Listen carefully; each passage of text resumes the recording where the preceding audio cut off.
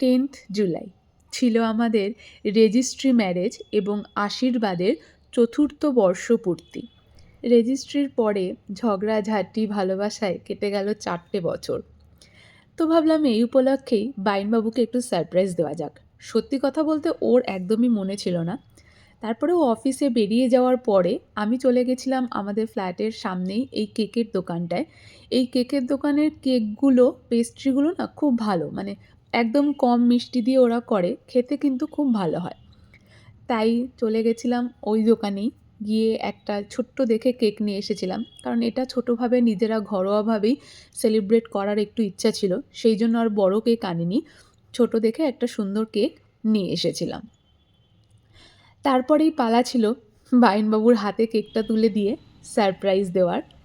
সেই মতো ও অফিস থেকে ফেরার পরে ওকে বিশেষ দিনটার কথা মনে করিয়ে দিয়ে ওর হাতে কেকটা তুলে দিয়েছিলাম।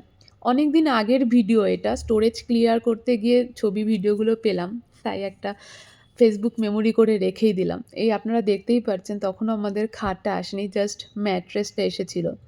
ভিডিওটা এডিট করতে করতে এই একটা কথাই মনে হচ্ছিল যে প্রথম যখন এই ফ্ল্যাটটাতে এসেছিলাম কিচ্ছু ছিল না, মানে ওনার যখন আমাদের হ্যান্ড ওভার করেছিলেন, এটা যেহেতু ফার্নিশড ফ্ল্যাট নয়, তার জন্য ফ্ল্যাটে কিছুই ছিল না।